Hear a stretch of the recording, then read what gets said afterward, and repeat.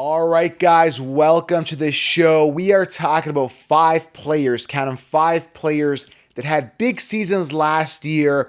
Their ADP is very expensive this year. The big question is, are they going to step up? Meaning, are they going to step up and deliver at a higher level than they did last year? Are they going to step up and continue to perform on the current level, which is pretty good numbers, right? Or are they going to fall this year? So very important episode because these are big names. And we want to know, are they going to perform? Are they going to step up again? That is the big question. We're talking names like Puka Nacua, Sam Laporta, and more. 5 names here, guys. A very, very important episode here because people are going to draft these guys high. You don't want to be caught, in a situation where you draft these guys and it was kind of like a one-year wonder or they did well last year. You don't want to mess this up. So I'm going to go over it. I'm going to give you guys the information. You guys can make the executive decision on, do you want to spend a high ADP on these guys or are they going to fall this year? Very important episode, guys. Before we get into this, smash that thumbs up, tap it, slap it, smash it, line up, hit the thumbs up, and drop a comment below. I want to get your feedback after I go through these guys and I explain everything. Are they going to step up? Because that's a big question because you don't want to overpay. All right? Smash it, tap it. And of course, secure 16 rounds. You can get it below for the lowest price of the season. Use code SMASH to save. Linked it below. Sleepers, breakouts, printable cheat sheet, everything you need to smash your leagues. I've linked it below. Okay, guys? And make sure you guys get the Fantasy Sports Summit below. There's going to be some amazing talent. All right, let's dive into this, okay? The first player, all right?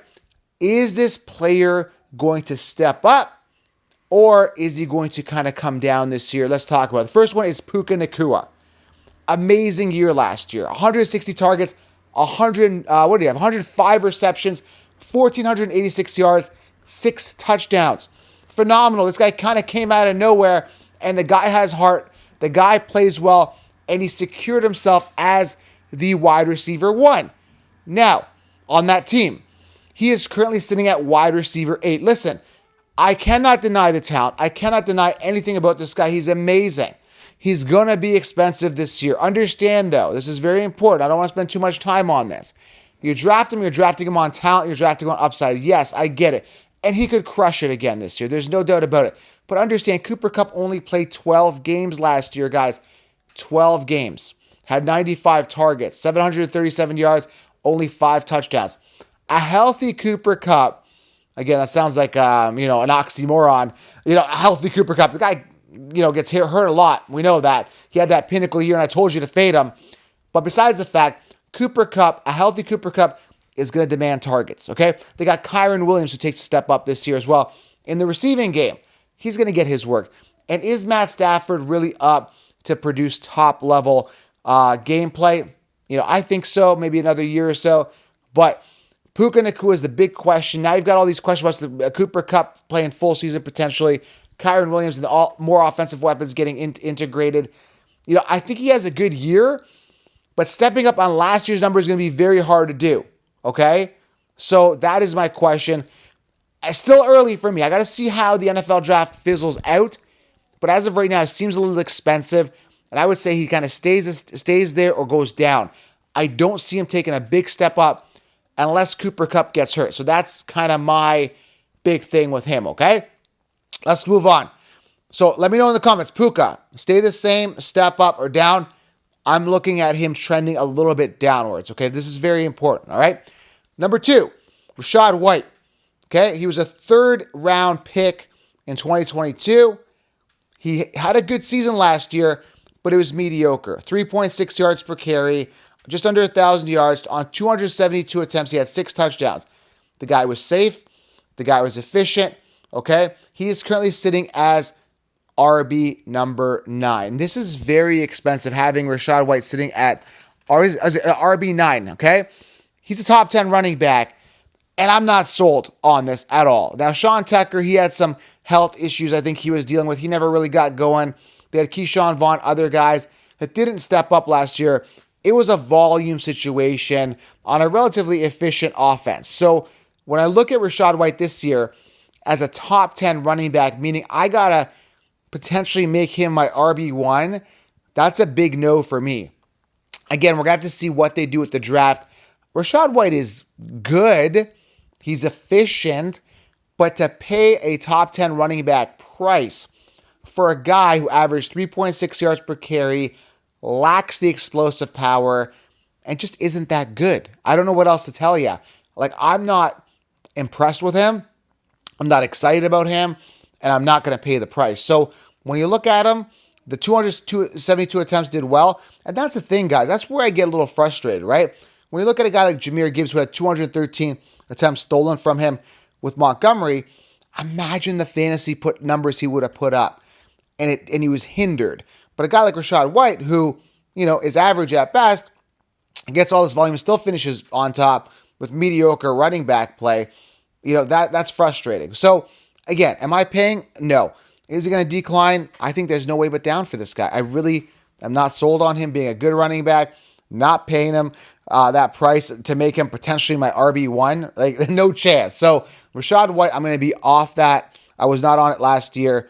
And I was wrong. I missed out. But it's not like he was, unbelievably outstanding. Now, he finished, again, top 10 in fantasy points and all that. Did well. Predicated on volume. And will that continue this year? That's something we're going to monitor. We're going to see who else they bring in the draft. Is he still going to be the bell cow there? If so, he's going to be good, but very boring and lackluster and lacks that high upside ceiling and explosive playability. So I like my running backs to be really ultra explosive. It's important to me. All right, number 3 here. Sam Laporta, very important. Currently sitting as tight end 1. But I'm going to go over some interesting stats with you. This is very, very important, okay? Now, if you compare Sam Laporta's, what do you have? 239 points. I got to get my notes. I can't even read my own writing sometimes, but these are important notes, okay? I took the time this morning to look at all this, okay? Travis Kelce in 2022 had 316 fantasy points. And there was a big drop-off. I think it was like 350, something like that. It's the second tight end that year in 2022. 2023, Laporta becomes a top tight end. I told you to draft him. He was a great value. We were getting him in all our drafts well before everybody else. I'm like, make sure Laporta is your tight end 1 last year. I told you, if you got 16 rounds, this is what I'm telling you. Grab 16 rounds, guys. I've linked it below. Use code SMASH to save. Sam Laporta, right, finished as the number 1 tight end last year. But here's some interesting facts you need to know. He was only 5th in targets with 120, 4th in receptions with 86, and number 1 in touchdowns with 10. Understand, I love Laporta. I was the Laporta ambassador. But for him to step up on last year, is it possible? Absolutely, because let me say absolutely, but also there's a side note to this. Absolutely in the sense that Kelce, who was in his prime, in his groove, had 316 points. And when we look at Laporta with 239 points last year and being number 1 receiver, there's more ceiling to be had. So that's a plus. The other thing you want to look at, though, on a minus is that he had 10 touchdowns. So he's very touchdown inflated. Is that going to continue? Or is Jahmyr Gibbs going to get more receiving touchdowns? Is Montgomery going to get more goal line work? Is Amon-Ra going to take a step up this year? Who's going to be the number 2 wide receiver? Is he going to step up? Is Williams going to step up? How's Goff going to perform? All of these are question marks. Now, again, like I said, the plus is that Laporta, there's still a ceiling to be had. I'm comparing Kelce's numbers the year before, 300 plus. Laporta didn't hit that, which means there's still some untapped potential there.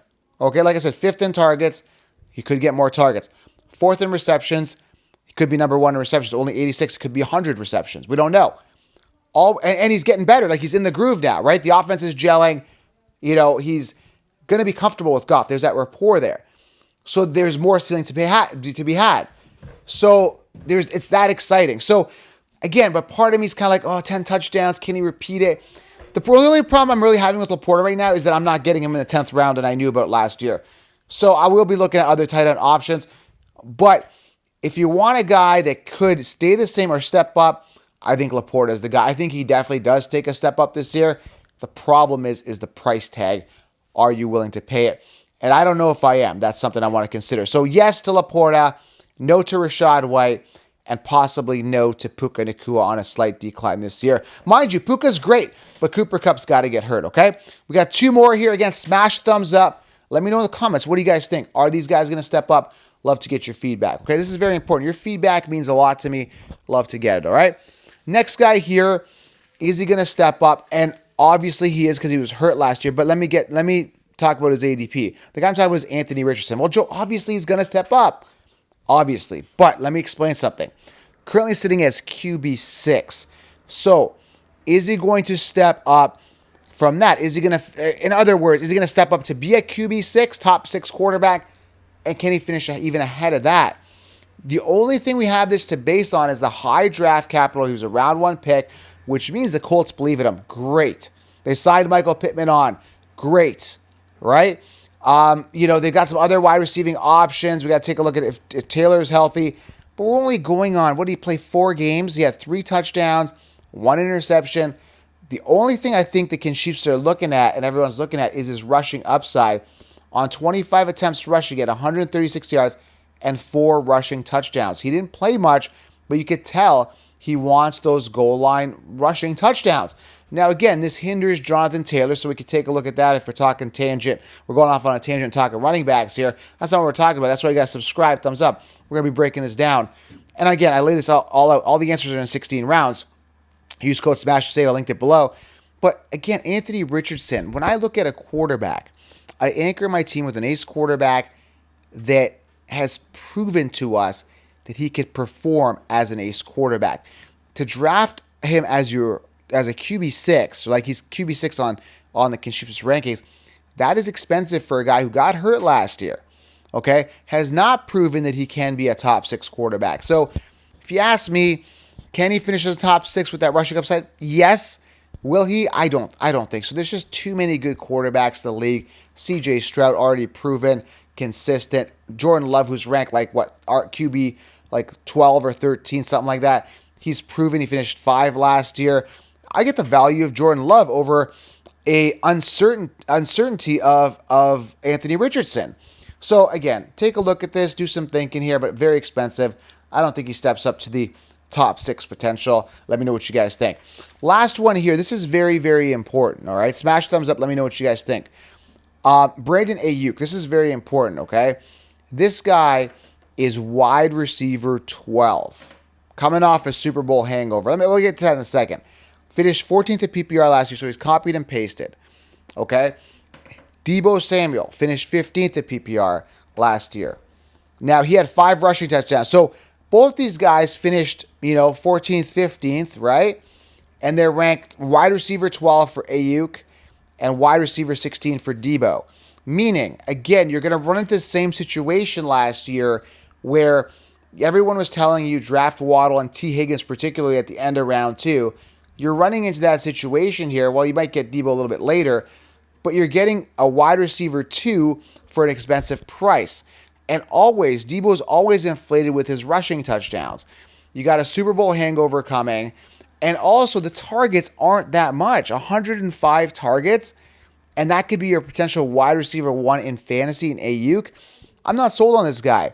Now, again, he had 249 points-ish. He had 227 points in 2022 and 170 the year before, okay? One thing with Aiyuk, he had the 1,342 receiving yards. I think other people are going to step up. Now, mind you, Aiyuk and Deebo, it's a split, and we still have not determined who the wide receiver 1 is. And some people say Aiyuk, some people say Deebo, but I just think they're both expensive. But the big question is, finished 14th last year in PPR, did Aiyuk. That's what we're focusing on. Currently sitting at wide receiver 12. I'm not sold on him. I don't believe in him. I don't believe in this offense. I think it was a Super Bowl hangover. I think he's overinflated, overrated, and I'm just not sold on him being an outstanding receiver. Now, obviously Brock Purdy came in, made him a better receiver, but I don't know, man. Maybe he stays the same. If Deebo doesn't perform as much, more volume goes that way. But I don't get excited. I don't get up in the morning and say, yeah, I got to have Aiyuk on my fantasy team. Very expensive, very copy and paste from last year. And we're running into that situation where you don't want to draft a potential wide receiver 2 in rounds 2 to 3. So just be very, very cautious there. So I think he either stays the same or dips down, okay? Richardson down. Laporta, I think he still could trend up, but you're going to have to pay for him. Rashad White trend down, and Puka, same trend down. But Puka's got that upside of being a great player, but you got the Cooper Kupp effect in play there that could really hinder his ceiling, okay? So, guys, there you have it, man. Step up. Are they going to step up? I've let you know what I think. Let me know what you guys think. Drop a comment below, question, comment, and smash that thumbs up. Guys, fantasy football is in full force. Stay glued right here, the #1 fantasy football podcast. Going to be delivering on a high level for you guys daily. Subscribe, turn on the bell, and I'm out.